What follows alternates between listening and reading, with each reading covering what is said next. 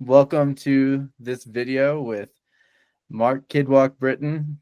I met him at the Grand Junction Comic-Con a couple of years ago, and he's awesome, and I wanted to chat with him some more. And yeah, and he knows himself better than I know him, so I'll let him do his introduction. Okay, cool. Awesome, man. Thanks for having me today.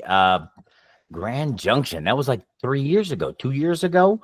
Yeah. And all right. Well, I am Mark Kidwok Britten, 7 voices from Dragon Ball Z, including the voices of Korin the cat, who had the senzu beans. I was the Ox King, who was Chi-Chi's father. Berta, fastest in the Dragon Ball Z universe. And the Grand Kai, strongest in the Dragon Ball Z universe. And I've been a stand-up comedian since 1987. So there you go. That's my intro. I love it. Your voices are so fun. I loved when you displayed at that Comic-Con, you speaking over different, like, the anime dubbing live was so cool. Oh yes, I remember doing that for you guys. We did that in that one small room over there. And it's so easy to do. People don't realize, I mean, you could even do it on your phone now. So, I mean, I've been doing a lot of dubs on my phone. I have several different videos that I actually dub the actual voice of my characters on phone. And then I spoke to it just on phone. So most of it can be done on phone now. It wasn't like that when I first started out. So it's so cool. How does your experience with comedy connect with your voice acting? Well, a lot of people don't know this, but I've been doing comedy since '87. So when Dragon Ball Z called me in for an open audition, that was in '99. So I had already been doing stand-up for 13 years. I was headlining all the improvs throughout the U.S. And I began to, when I went in for the audition, they asked what it was. I said, I don't really know what I'm doing. I don't really do cartoon voices. I just do impressions. And so they asked what impressions I could do. And I said, how about Samuel L. Jackson? And they said, well, give us some of that. And I said, I don't remember asking you a damn thing. And they kind of jumped, whenever I did that. So they said, well, what else you got? And I said, well, I got Ozzy. And so I did Ozzy Osbourne back then. And they were pretty impressed with it. So what they did was they sent me home with VHS tapes of 2 of the characters. I think it was Korin and Berter, but I remember watching Berter the most. It took me 4 days to get that down. They wanted me to voice match, so I was called in basically to match voices because that's my specialty, is tuning in on a tune. My specialty isn't looking at a character and saying, I think this character would sound like this. That's a little difficult to work backwards like that for me. So right, that's super cool. And like, ever since you were a comedian, I'm sure you didn't necessarily think you'd get into voice acting. No, in fact, it was only something I did for a short stint. Then I did voice acting for another 5 years probably on various projects on the internet that didn't pan out quite as large as Dragon Ball Z did. Wow, that's so cool. Voice acting's not really where my passion lies. I don't know if I can't connect the dots sometimes to, hey, this is going out to people. I like live performance. So live performance has always been a part of my life. And so being in that booth, it just seems like the dopamine hits don't come as quick as I want them to. So you love the interaction with other people, being in front of people where you can see their reactions and they laugh at what you're saying. Yeah, I like that immediate feedback. When I did morning radio in 2000, I moved to Salt Lake City, and that's part of the reason why I quit Dragon Ball Z. Dragon Ball Z was only paying $50 an hour at the time, and I was getting maybe 2 to 4 hours a week. So I'd make maybe $200 off of doing the voices for the full week, and then so maybe max around $800 for the month to do that, which wasn't bad back then, but I mean, it wasn't consistent work. So I took a job in morning radio and moved to Salt Lake City to do morning radio. And that didn't get dopamine hits either, because when you're on radio, you don't hear any laughter. It's just everybody in the studio. Oh, laughing. So whenever you do, even like this, you know what I mean? I mean, there's nobody really laughing. There's no, how am I doing? Later on, they tell you on radio, they tell you, man, you sounded great. But it's like hearing a tree drop in the forest. You know what I mean? mm. It's like, hey, did that make any sound? And then later on, people say, hey, man, that sounded great. And you're like, oh, okay, well, it just wasn't as immediate. I don't know what's in my brain that makes me crave that immediate hit, but it's there. I guess you probably enjoy connecting with other people, and when you see people in the moment reacting to what you're saying, Yes. makes you feel like they appreciate you and that that you're having an impact, whereas when you're sitting there you're thinking, oh, I wonder how that went. Yes. Well, I tune into that laughter frequency. You know, laughter is I don't know what it is about making strangers laugh, but I have an addiction to it, I guess. So What do you think makes something funny, like, based on your experience? it's all based on my perspective. So Mm. anytime that I do comedy, it's based off of what I think is funny, and my job is to make it funny to you, to show you what's funny about it to me and how it's funny to me. There's certain times that I will just laugh out loud at something and just can't get it out of my head. And I try the joke on stage, doesn't work. You know, third, fourth time, finally it works. And I'm like, yeah, that's what I was trying to do. I was trying to explain. I knew there was something funny there. I just had to figure out how to explain it to you. And that's where my dopamine hits come from, is the fact that I can relate to you something that I just saw that you weren't even there for.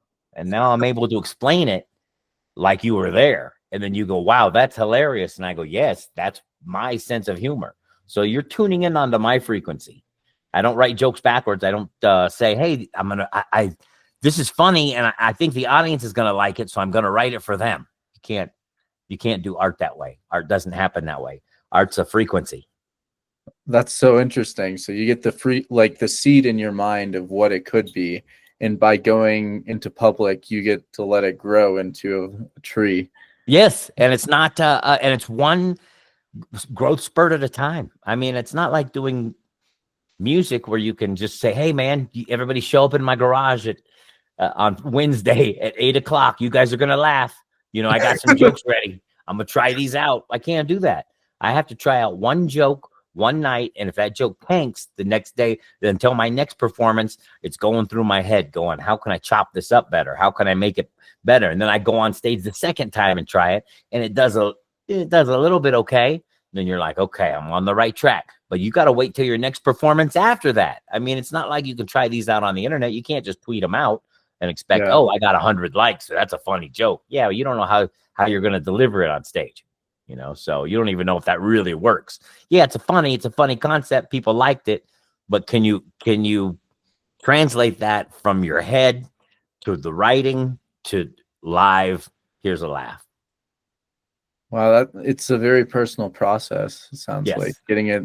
And how do you not take it personally when like you're starting with a joke and it doesn't hit? You have to sort of believe in it without You taking do. it. You do take it personally. Oh, That's the funny part. Is you do, because for that week or whatever, you're only as good as your last show when it comes to stand up. So a lot of the times on that Saturday night, if you have a horrible show that last show and you're not working for another 2 weeks, in your head you're just like, man, maybe I'm just not funny. You know, you can't. But that's how comedy works in your head. So maybe that joke isn't funny, but then you just keep hashing it out in your head. You just got to keep plowing forward. wow, that sounds challenging. But I, I mean, That's what I love it for, is for the challenge of that. That's where the love comes in. It's the tinkering. It's the little details that nobody else notices. wow, that is profound actually, because I guess I never really thought of comedy, all the steps that goes into it till right now. And now that you're telling me about it, I'm like, I can see the dedication it would take to go on stage and get like negative reactions and then finally get the Yes. positive one. Yes. Well, with a band, like I said, a band, they're going to rehearse it 100, 200 times in their garage. And he's going to know each time how he's holding that microphone or how he's dancing around. What am I doing while you guys play your solo? Oh, I'm gonna do this. That didn't feel right. Let's try. When we rehearse it again, I'll try this.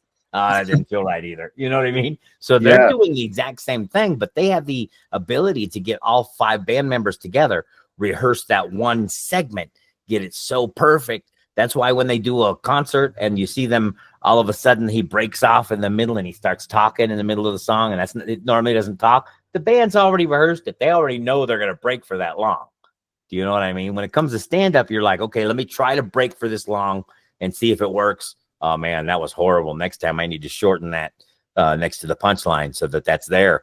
So I have to go back up and do it one show at a time, man. It's a grueling process. So when you see these comedians who have hours of shows, they've tried that joke probably at least 10 times, at least each joke at least 10 times on stage to finally hone that. Right. And so what do you think about when people leak the jokes ahead of time, or like someone's like trying to get a video in secret or something? I'm sure you have opinions.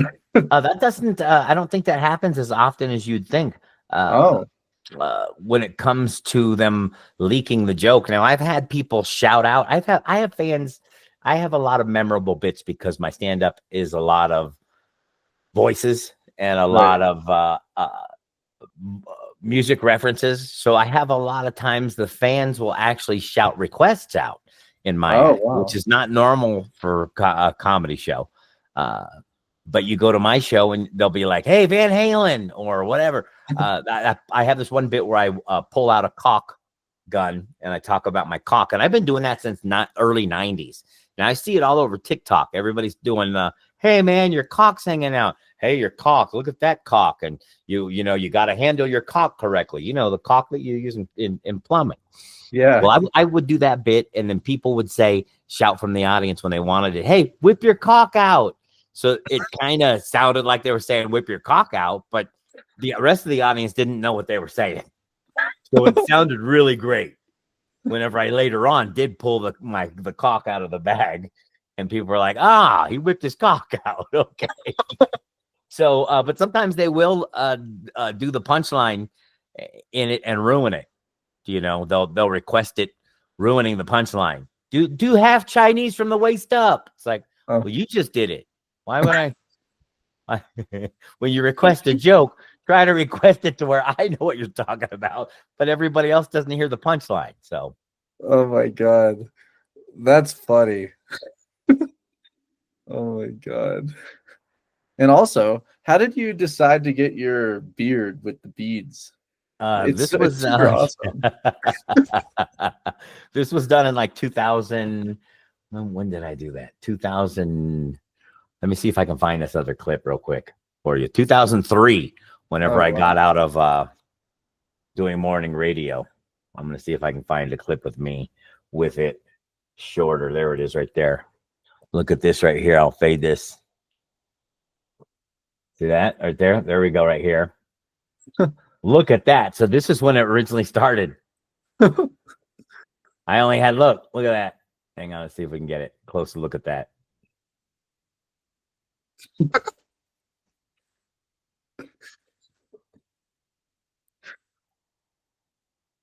That's me doing Rob Thomas. Without the audio, it's sort of funny to just watch you like. Oh, okay, cool. I didn't know if you could hear the audio or not. Now that I know that you can't, well, I'm just looking at my beard. I'm just looking for where my beard comes in, because this was done in 2006. So this was way before. But when I first started out, it was only 3 beads. It was 3 on this side and 3 on that side. And as you see, there's not one in the center. Then around 2007, I decided I wanted to add something different. So, and this is kind of influenced by, if you can see, influenced by Pulp Fiction. Oh. Okay. Because now if you see Samuel L. Jackson, we'll do this. Pulp Fiction, Samuel Jackson speech. Okay. Yeah. And we'll see. Look at them sideburns. True, it does look like that. Okay. So look, so it was mainly all influenced by him. Back during that time, I was watching a lot of Pulp Fiction. And when you see this right here, I mean, look, he's got the Fu Manchu. He's got this part right here. True. And that's me. That was me. So that's where all that came from. I mean, it's just his haircut, and then I just dangled some Asian influence off the ends there. And I, Super I cool. decided to put the beads in because, if I don't have these in, this just looks like this. Each one just looks like this. I mean, and it's just a big conglomeration of nothing. You can't even tell you can tell where it's separated right here. But then once you get down here, it's just a bunch of fuzz. So in order to stop that, I have to either put them up in hair ties or I have to put them in beads. And I just thought the beads were a little bit more dynamic. It's kind of my version of superhero, Yeah, kind that's of. When cool. I got the beads in, I know I'm ready to perform. But if the beads aren't in, I don't feel no pressure to perform. You know what I mean? Superman might feel the pressure to perform whenever there's a cape, right? I mean, Yeah. so So you don't sleep in them. no. I have tried to because I got lazy. It only takes me 3 minutes to put them in, so I don't know why I get so lazy not to put them in. I just string them in through. In fact, I have a tutoring video that I did on TikTok for it as well. Let me see if I got my TikTok here. That's cool. And yeah, so I have a tutoring video that I did that got like 80,000 views. So Nice. yeah, if I got it, the right one. It's gonna let me into the wrong one. Watch. All right. It didn't let me into any of them. Okay. Anyways, but there's a on my TikTok. If you go to my TikTok, which is Mark Kidwok Britten, you will see that I have a tutorial on how to do this, and you just basically put it through a loop on dental floss, and then string it through. And whenever I sleep with them at night, whenever you sleep like this, and then you Yeah. wake up in the morning, and they'll look like this. And you're like, oh, no, I can't straighten that out. These can't be straightened out. So you just have to restring them again. So no, sleeping in them is not an option. Super fun. I do have a weird story. There was a fan who was, and this is when I started to realize that, hey, people might think I'm a little bit famous or something, because I went out to eat breakfast with this guy, and I had taken out my beads at the comedy club. So I was talking to him and taking my beads out, and the manager came up and said, "This is my brother." And I said, "Oh, it's your brother." And she said, "Yeah." She said, "Yeah, 5 years I've been working here, and he never came to see me. He lives 5 hours away, and he's never come to see me." She said, "I told him you were coming to the comedy club, and he hopped in the car 5 hours to come home." And I was like, "That's awesome." So I'm sitting there talking to him, taking the beads out. We go to breakfast. As we're getting ready to leave, I reach for my wallet, and he's like, "Hey, man, I'm going to pay for this, man. It's an honor to come out to eat breakfast with you." I said, "All right." And as soon as he reaches into his pocket and he pulls out his money, and with his money comes the beads from my chin that were in the ashtray that I was dumping while I was sitting there talking to him.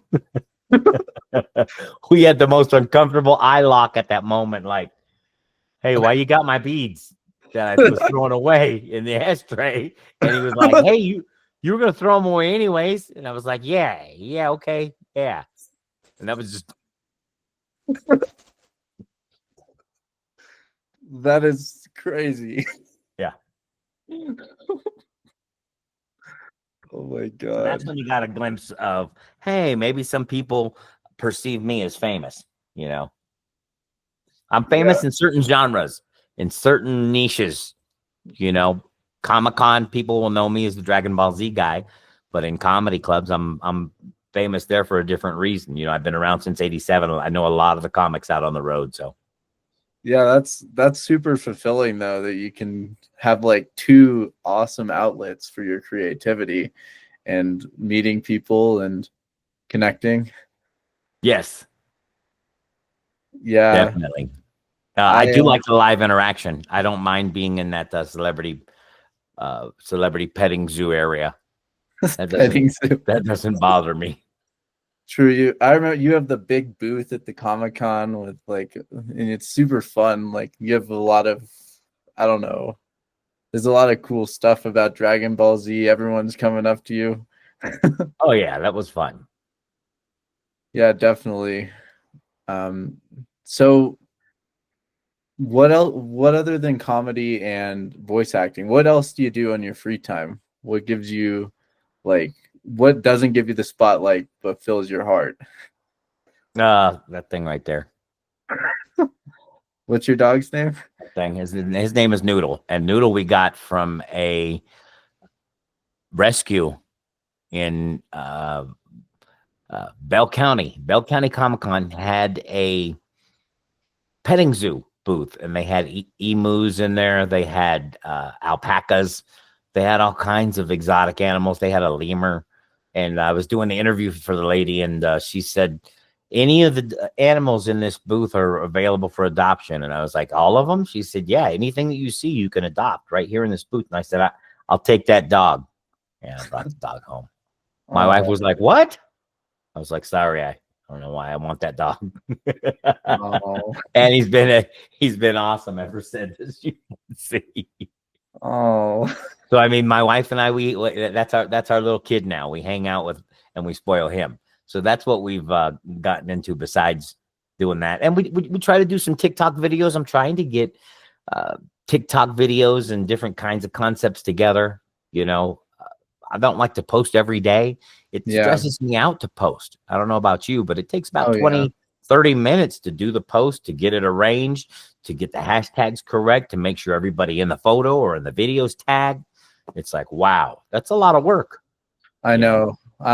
I had a TikTok where I did Minecraft videos. I had about 90,000 followers when I was like in my peak when I was doing that. Wow. And it was, I don't know, I was so depressed when I was doing TikTok videos, and I was like, I haven't played Minecraft ever since. Like I really gave that up. It just doesn't ring the same. It sort of ruined my enjoyment. And I was getting the most attention I've gotten up to this point on doing that, and I gave it up. And And you were good at it? I was good at it, yeah. Was it? Wow. Yeah. Wow. But the upkeep of something like that was just too Uh, much. I mean, it what is it? Jacoby Ray is a influencer that I know from TikTok. He's got, I yeah, think, 1.4 million followers, and yeah, he does 7 to 10 videos a day is what he has to put out. But he said yeah. his meta checks are up to 20 grand a month. So Uh, you got that balance of, wow, am I gonna be a prisoner to this and get my 20 grand? I mean, I don't know when he has a chance to spend his 20 grand or even enjoy it. If you're making yeah, 7 to 10 videos a day on your vacation, you're still supposed to be doing those, right? I know it's terrible. I don't understand the concept. I can't wrap my head around it. It's like I'm missing some dots. Like, hey, this would make a lot more sense if it didn't have this many dots. If you guys would just, like Facebook, for instance, would make a lot more sense if you would just show all of my posts to everybody who you said you were going to show it to. It's all my friends, right? So how come only 10% of my friends are getting it? Well, do you want to boost this post? No, I want you to show it to the people who are my friends, like you said you were going to do. Yeah, Instead, I post a post and only like 10% of the people will see it or like it. Oh, I didn't know you were performing there. Wow, I've been posting for the last 3 weeks about 2 to 3 times a week on this certain gig, and you didn't ever see it. You were my friend and you didn't see it. And that's why people get upset on Facebook, because they're just like, well, I told you guys this several times on my page, but you didn't comment, or nobody saw it, man. Quit being upset. It's them toying with our algorithm and then saying, hey, do you want to spend a little more money so that I can show it to those friends that you wanted to show it to? No, I wanted you to do like we agreed. If yeah, anybody follows me, they should get it on their timeline. yeah. I totally agree. Like, I started another TikTok account, like along with this YouTube that I'm posting this on our interview, uh, where I talk about autism advocacy, philosophy. I interview people, and I stopped posting on TikTok for like a month. Like it got banned, and then like I took a little break. I come back to it. I used to get 1,000 views on each video, and now I get like 200. Like just for a little break Yeah, during but do the you want to boost volatility. it? Because, hey, if you pay me some money, what the? Yeah, not Hey, paying. hey. I'm seeing the game and I don't like it. I don't like the way it's played. I don't like the way what they're doing, because certain videos will hit really big on TikTok and then nothing on Facebook. Nothing. I know it's a different audience, so it could just be different audience, but I think it's the way that they're putting it up there. It's a lot of it like with TikTok, their algorithm goes so niche. Like they can reach the smallest niche of people's. Like like I've made videos about skin picking disorder advocacy, and those videos somehow reach specifically people who pick their skin compulsively. Like Oh, somehow TikTok knows that my video should be targeted specifically to someone picking their skin at that moment. That's when I realized the TikTok algorithm has an uncanny precision, because what percentage of people have a skin picking disorder? You know what I mean? hmm. Huh. What percentage is it? I have Okay, no sorry, idea, I but didn't know. it's I didn't not a, know. I didn't no, it's very low. know.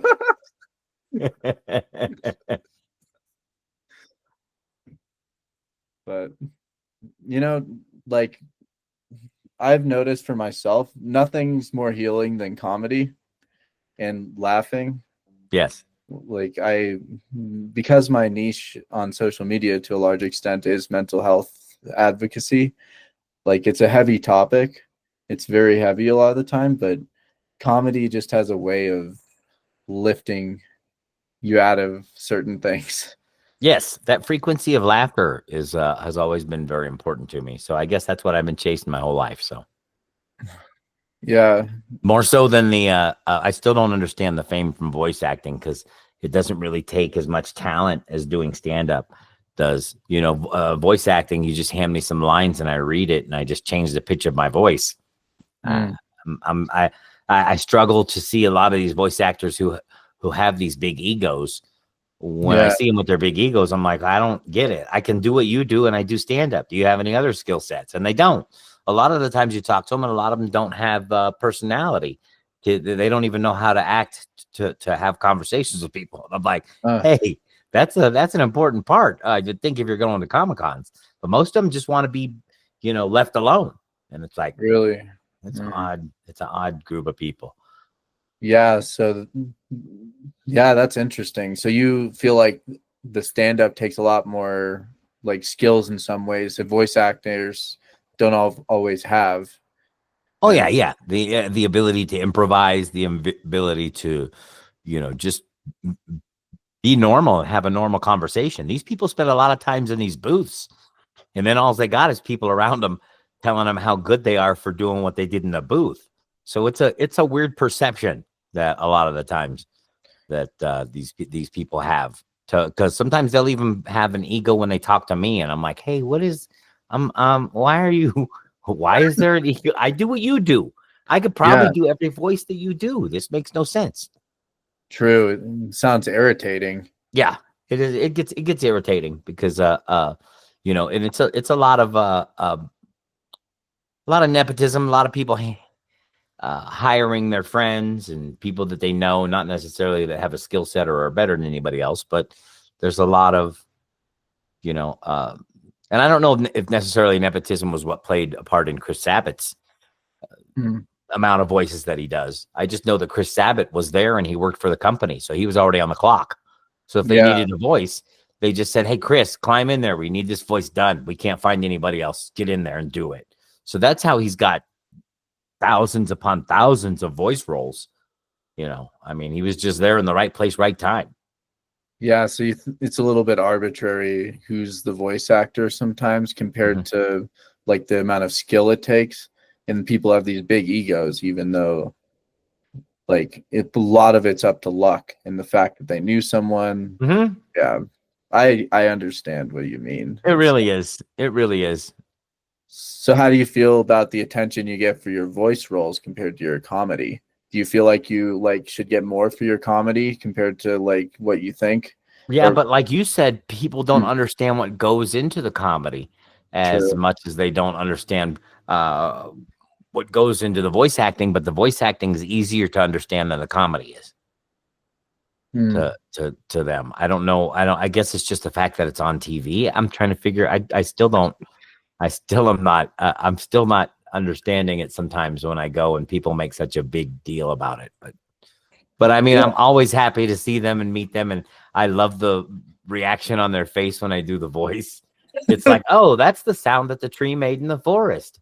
Here I was in this booth thinking nobody's listening to this, and then here you are 20 years later, I do the voice, and you make that, oh my God, oh, that just hit me right here. You do that reaction, and I'm like, oh, okay, so that did have a reaction, but 20 years Yeah. later. Mm. Maybe it's like the connection people have to the characters on the show. Hmm. Like they feel that in you when you do that. They're like, oh, I'm connected to that character who like helped me, like in some way emotionally when I'd watch that.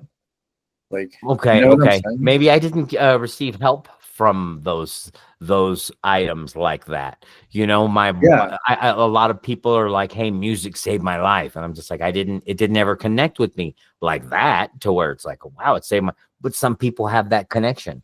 I guess Yeah. that but my wife has that connection when it comes to seeing people at Comic Cons, and she's Yeah. like, "Oh my God, there's so and so, so and so." But I don't think that there's. I think there's been a couple times when I've been like, oh my gosh, there's Jimmy Walker. I got to go say hi to JJ. And that was, so mine are all these weird, weird, quirky ones where you're just like, why would you? I don't know. I just got to go say hi to that guy. So I mean, I don't know if I've ever connected with a show like that to where I'm just all giddy. I Yeah. see some people from even Princess Bride, which I've seen, man, hundreds of times. When I Yeah. saw Carrie Elwes, I still wasn't like, oh my gosh. I don't equate that. I don't have that star. Right. No, I get it. Uh, I have a friend of mine is a very big, like he's into anime shows, and like he's autistic like I am, and it's basically his special interest. I could see him if, and for certain like music stars too, where like it just connects to him in such a way that like it, if I think he, I don't know, there's just something about it that gives him purpose in life that otherwise like he wouldn't have in those shows that he grew up with, and oh, I the see it. I music. see all the connections, but I have some kind of switch that doesn't allow me to have that kind of connection. I mean, I don't know if I'm not jealous over it. I'm just like, Right. I don't. I'm like, yeah, he did that. That was cool, that he was in that. But I mean, in my head, it's not like, oh my gosh, there's so and so. I don't know if I've ever been that way. Whenever I used to hang out with all the rock stars, I didn't really get all, oh my God, there's so and so. I would be like, yeah, that's the guy from Nickelback. That's kind of cool that we're hanging out with him. It wasn't ever, oh my God, I got to get over there and hang out with these people. In fact, when we Yeah. hung out with Nickelback and Seether and all those, I think we spent more time hanging out with Seether in the Hmm. corner over there. And Nickelback, the guy from Nickelback, Chad Kroger, was over there pouring drinks at the bar. And we Right. didn't go hang over there very much, did we? I don't think so. Hmm. Yeah. That's it's interesting though. I guess some people like it's like idolizing people, like looking at people like different that are popular too. Yeah. Yeah. And so I don't know if I have that in me to be that guy to do that. But and so it kind of weirds me out because I just don't understand that connection. And you said you have autism. You Yeah. seem like you have what they call a touch of the tism. Just because you don't seem I wouldn't have nailed it. Maybe if I hung out with you for a long time, but I feel like we all have a little bit of it too. That's why sometimes I feel like I have a hard time connecting dots. Is I think that Hmm. that's my autistic quality. Sometimes I don't see things for what they will be in the future. I'm just like, oh, okay, I'll do this voice for Dragon Ball Z, but I don't know, I don't connect with this. What does this do? I'm not understanding it. You know, Hmm. Well, I, they didn't let us watch any of the episodes beforehand either. hmm. So we only got to watch them in the studio as we were voicing them. So there wasn't very much connection between the storyline and the voice actors Oh, at that time on the first iteration. Now, on the second and third ones, I don't know how they did it. But I mean, I know now before you go into the studio to do a voiceover for one that's coming from Japan, they ask that you go ahead and watch it in Japanese hmm. so that you can see how that they interpreted the character and the emotions. That's interesting. Mm-hmm. So Whereas you when had I did it, they only had VHS tapes. I mean, they weren't going to send us home. They didn't have the VHS. They couldn't send everybody home with a VHS copy of the here's how Dragon Ball Z is in Japanese. They couldn't do that back then. right. I mean, you'd have to have a copy for everybody. And I mean, I don't think I mean, cost effectiveness wasn't gonna. So they would just bring you in, they'd play the scene, and Chris Sabat would describe, hey, this is what happened in that scene. This is what you're going to do.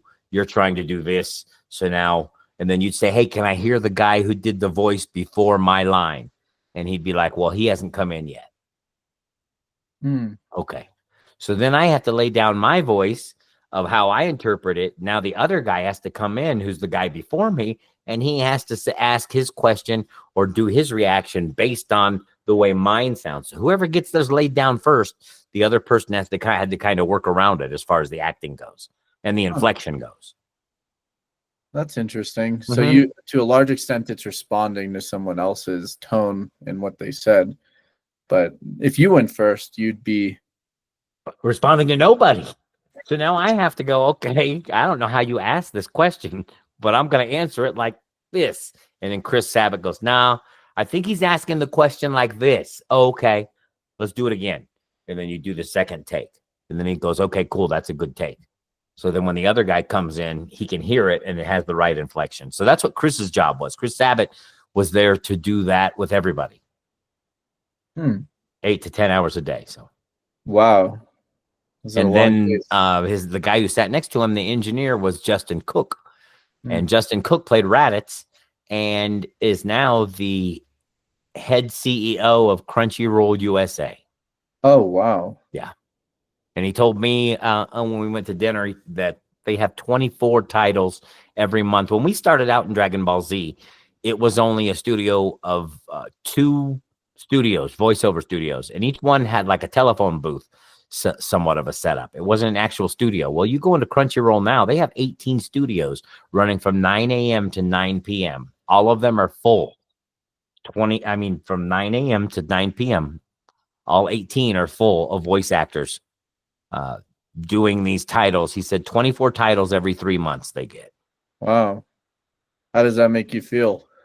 I was there for the very beginning of it. I didn't realize it. Had I stayed with it, I probably would have been a millionaire, most likely, but that's what life does, man. I mean, it hands you these lotto tickets and you decide if you want them, then you go a different direction and you'll find another lotto ticket. There have been several times that opportunities have dropped in my lap. You just got to be looking for them. True. I guess we make our choices and then we live with them. Well, I live here in Colorado Springs. Now, if I wanted to go back to Crunchyroll, I could move to the Dallas-Fort Worth area and try to restart again. Justin Cook has said that he would consider having me back. So, I mean, in the end, I could go do that again. But I meet some of these voice actors as well, and some of them, I just don't know if we'd mesh. I don't know if a lot of the way they think and the way I think isn't in line. So right. as people, so when I see them, I'm just like, hey, I don't know if this would work out. I don't know if I want to work with people like that. Do you know what I mean? So it's just kind of like, but it's still up in the air.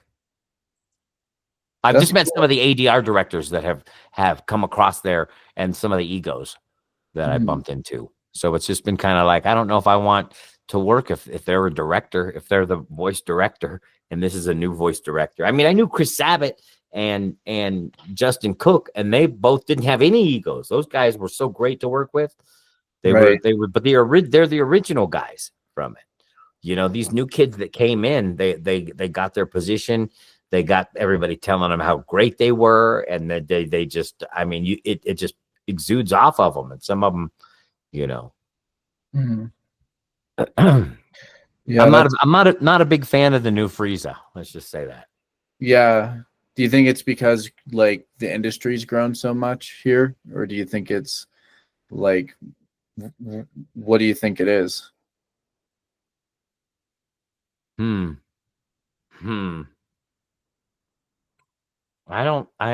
can't really put a finger on it.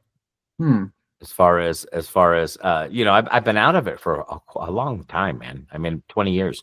I haven't really been in the studio doing it, but I've kept my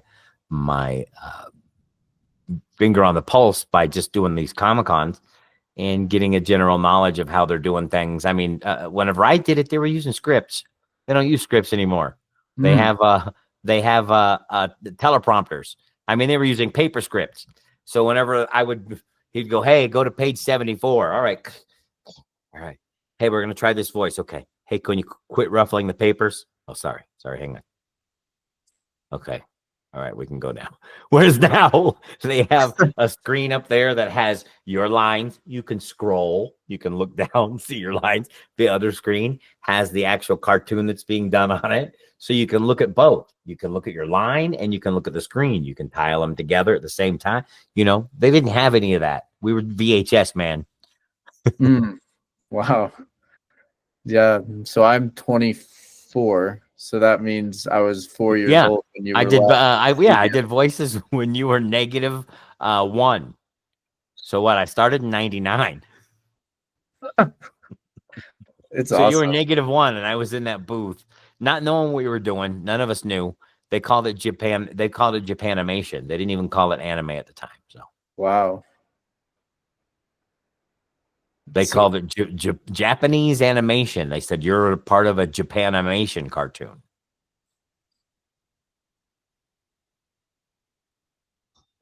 that's cool. Yeah. And do you like Colorado Springs?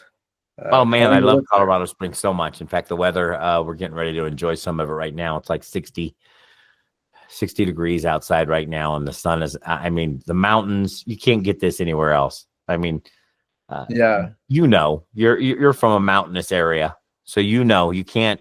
I go all over the U.S. and every time I'm excited to come back to my mountains. Yeah, I just moved to the mountains. Like I live in right in the mountains now, and it's very nice. The ski season's been great. I You love. ski? Oh yeah, I was a competitive skier as a Nice, man. teenager. Hey, Uh, nothing about you says autism. I'm around a lot of autistic people. I'm you got your well, stuff together. I mean, you're social. You know, you got great social cues. You know how to interact. I mean, you'd be shocked at how many different levels of autism I experience at my table at a Comic-Con. You know, I'd say about 60% of the people that come up to the table have autism, and I'd say about half of those it's blatantly obvious. But then the other half you can't tell until after you talk to him for a while and say, "Oh, okay, he didn't realize the conversation was over. We were sitting here talking, and other people even came up to the table, and he's still talking. He even looked over at them, and then still talking. And it's like, hey, bro, you've been here like 10 minutes. These people have been waiting for 5." You know right. what I mean? So you can kind of tell, but sometimes it's very hidden. Yeah, So that's why. Well, I I didn't wouldn't get have I wouldn't have nailed you for that. I didn't get diagnosed till I was 20. Like Okay. around like I didn't know until I was 20. I didn't actually get formally diagnosed till about a year ago. But I part of the reason it was so difficult in that position is because when you don't know, you don't get the help you need. You know, Hmm. so I like had a lot of suffering because I didn't know and because there wasn't as much conversation about uh, autism in the way there is now. So I went for um, like most of my elementary school when I really needed, in all my school really, where I needed help and I was suffering from all kinds of different elements of it, but I didn't even know I was autistic, which uh, which is why I advocate for it now because I understand how important it is for people to talk about it, understand that there's so many different ways that autism shows itself and it's not always what people expect. And that's why I talk about it because it's such a vital conversation. Yes, no doubt. Yeah. Well, good luck to you on that. Thank you so much. I appreciate it a lot. You know, I do have some things I'll plug here. I have a comedy special that came out on uh, YouTube that is called uh, Hot Dog Fried Rice. Let's see if I got it right here. Cool. Let me see if I can just fade over here to that. There you go, right there. So it's on the YouTube channel, and it was done by Open Bar Comedy. It's a 30-minute special, and it's a pretty good showcase of what my comedy consists of: voices, laughter. Awesome. So there's that right there.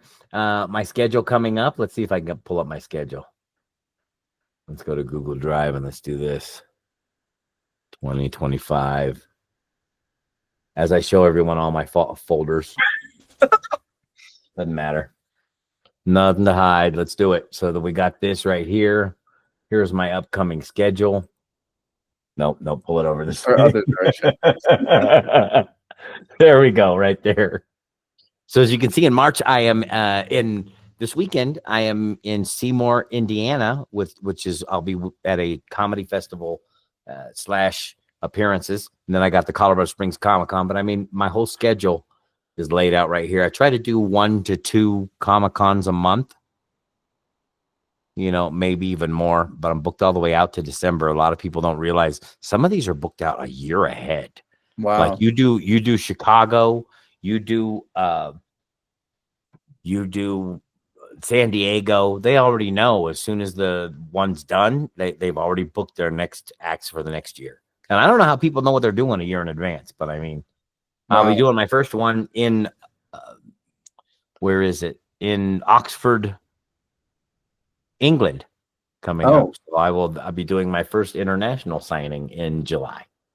That's awesome. Yeah. Cool. But I mean, some of the places I got coming up, in case they are wondering. All right, let's do this again. I got I got Indiana, then I got Colorado Springs, I got Borger, Texas, which is just a little north of Amarillo. I got Syracuse Collectors Con, which I'll be doing with Android 17, Chuck Huber. Cool. I got RetroCon in South Carolina. I got Charlie's in Fort Myers, Florida. Looney Bin Comedy Club coming up.